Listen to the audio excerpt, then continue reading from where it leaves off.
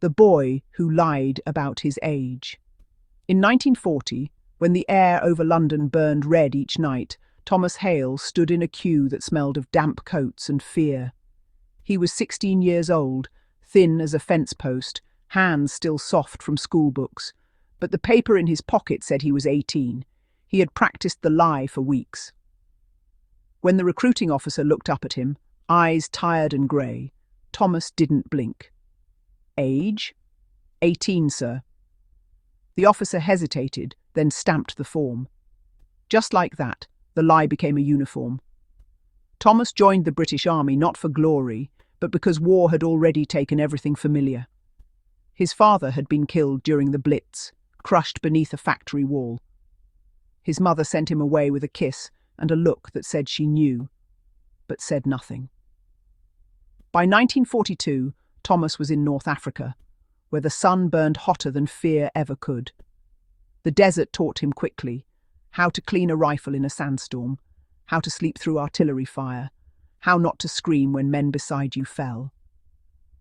He learned to make his face hard, his voice steady. No one guessed his secret. But at night, when the camp went quiet, Thomas still thought like a boy. He counted stars. He whispered his mother's name. He wondered if lying had made him older or just more tired. During the Battle of El Alamein, everything changed. Thomas's unit was pinned down by machine gun fire. The radio operator was hit. Orders were lost. Panic crept in. Thomas ran. Bullets cut the air as he dragged the radio to cover, hands shaking, heart hammering louder than the guns. He relayed the coordinates with a calm he didn't feel. Minutes later, Allied artillery thundered back. The enemy guns fell silent. When it was over, a sergeant clapped him on the shoulder. "Good work, son," he said, then paused. "How old are you, really?" Thomas opened his mouth to lie again, but didn't. 16, he said. The sergeant stared at him, then looked away at the smoking horizon. "This war's stolen enough childhoods," he muttered. "Let's not steal yours twice."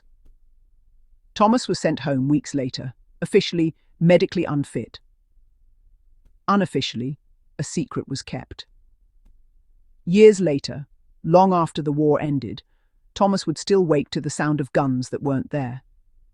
He never spoke much about medals or bravery. When asked about the war, he would only say, "I lied about my age to become a man. The war taught me that growing up isn't about numbers, it's about what you carry afterward." And some nights, he still counted the stars.